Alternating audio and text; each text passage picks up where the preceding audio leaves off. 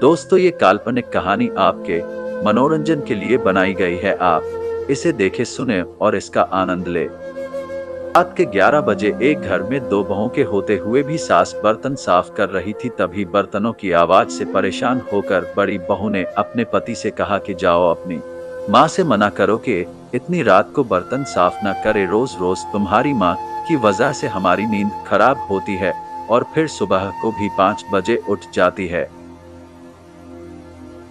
फिर पूजा पाठ करना शुरू करके हमारी नींद खराब कर देती है।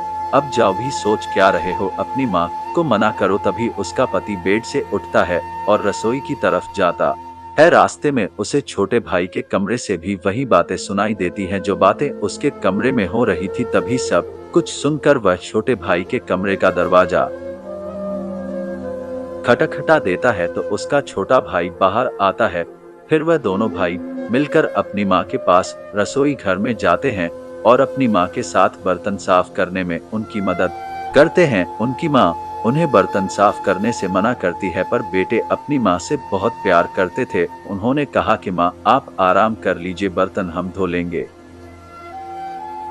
तब उनकी माँ ने कहा कि बेटा, इससे अच्छा तो तुम यह सब काम करने के लिए अपनी पत्नियों से भी कह सकते हो, मगर वह तो पूरा दिन टीवी और मोबाइल ही देखती रहती है, तुम उनसे कुछ कहते क्यों नहीं। तब उनका बड़ा बेटा बोला, माँ, एक अच्छा इंसान वही होता है जो बिना बोले ही सब समझ जाए और अपनी सास के साथ काम में हाथ बटाए। हम उनसे बार बार काम के लिए नहीं कहेंगे। दो बातें सुनकर काम करने वाला इंसान नहीं जानवर होता है। आपने हमारी शादी करवाई और हमने कर ली, मगर माँ, आपने ही तो कहा था कि माँ को माँ की जगह मानो और पत्नी को पत्नी की जगह। और रही बात घर का काम करने की, तो एक दिन हमारी पत्नियां सारा काम बिना बोले ही जरूर करेंगी,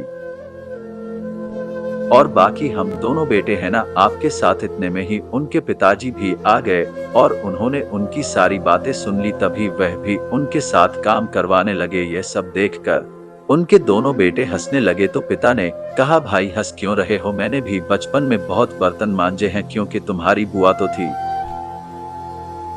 नहीं और तुम्हारी दादी की बहुत तबीयत खराब रहती थी। इस वजह से घर का सारा काम मैं और तुम्हारे चाचा ही किया करते थे।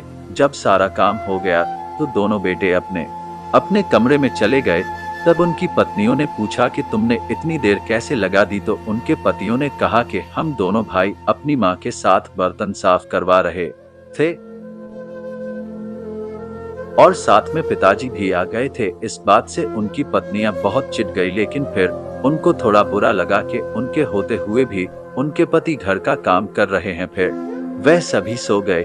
सुबह 6 बजे ही उनकी माँ, पिताजी और दोनों बेटे उठ गए और वह सब सुबह सुबह घर में देवी माँ की आरती करने लगे। तभी आरती की आवाज सुनकर उनकी पत्नियों ने कहा कि यह बुढ़िया भी पता नहीं कब तक जिएगी, कब तक हमारा इसी तरह खून पीती रहेगी। तभी उनकी पत्नियों ने देखा कि उनके बेड पर तो उनके पति नहीं थे। जब उन दोनों ने मंदिर वाले कमरे में जाकर देखा तो उनके सास, ससुर और पति सभी मिलकर पूजा कर रहे थे। ये देखकर उन दोनों बहू को बहुत ही ज्यादा बुरा लगा।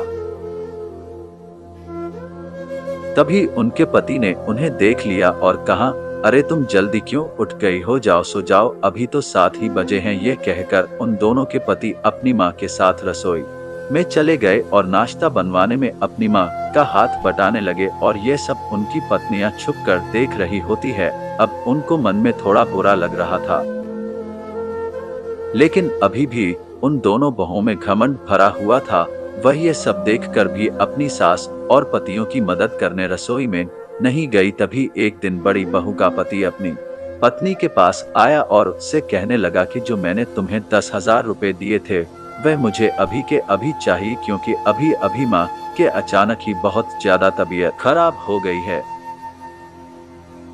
तो उसकी पत्नी ने उसे साफ झूठ बोलते हुए मना कर दिया और कहा कि उन पैसों की तो मैंने शॉपिंग कर ली। अब उसका पति बहुत दुखी हुआ और बोला कि चलो कोई बात नहीं, तुम तैयार हो जाओ, जल्दी हॉस्पिटल चलना है, तुम्हारी माँ वही एडमिट है। तभी उसकी पत्नी चौंकती हुई बोली, क्या मेरी माँ की तबीयत खराब है? तो उसके पति ने कहा कि हाँ, तुम जल्दी करो, मुझे पैसों का भी इंतजाम करना है। तभी उसकी पत्नी आंखों में आंसू लिए बोली कि मैंने तुमसे झूठ कहा था कि मैंने उन 10,000 की शॉपिंग कर ली है। तभी उसके पति ने कहा कि कोई बात नहीं, तुम्हें जो अच्छा लगा वह तुमने कह दिया और मुझे तुमसे कोई शिकायत नहीं। ये सुनते ही उसकी पत्नी रोते हुए कहने लगी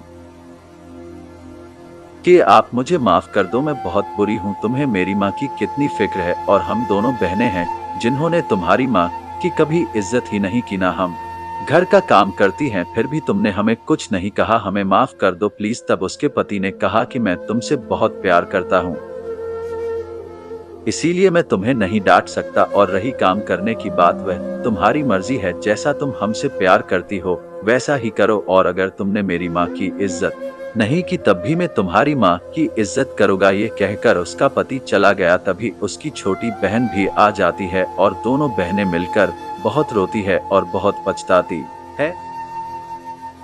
और अब उनको सब समझ आ चुका था कि जब हमारे पति बाहर काम करके अपनी माँ की घर में सहायता कर सकते हैं तो हम तो इस घर की बहू है, हम ये सब क्यों नहीं कर सकती। और तो और हमारे पतियों ने भी हमसे घर में काम करवाने के लिए हमारे ऊपर कोई जोर नहीं चलाया और खुद ही सारा काम करने लग गई।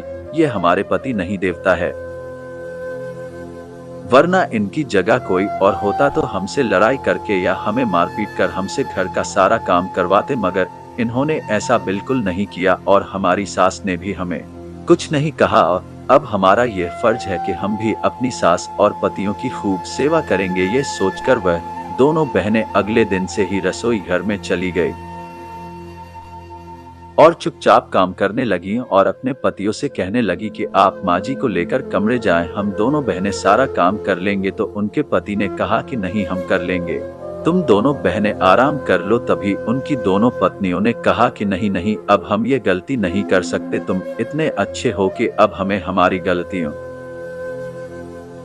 का एहसास हो चुका है और माँ जी आप भी हमें माफ कर दीजिए। हम इस घर की बहू होते हुए भी आपसे सारा काम करवाती रही। तो उनकी सास ने कहा कि बेटी तुमने कुछ गलत नहीं किया, अभी तुम नादान हो। अगर तुम्हारी जगह मेरी बेटी भी होती तो मैं उसे भी काम के लिए नहीं कहती।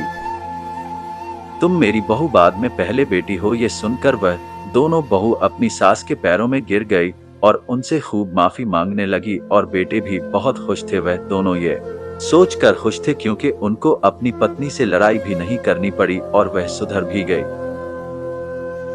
दोस्तों, आपकी इस कहानी के बारे में क्या राय है, कमेंट करके जरूर बताएं। वीडियो को लाइक कर दीजिए और इसी तरह की कहानियां लगातार देखने और सुनने के लिए चैनल को सब्सक्राइब करके घंटी को दबाकर ऑल पर सेट कर लीजिए ताकि आने वाली वीडियो का नोटिफिकेशन आपके पास तुरंत पहुंचे।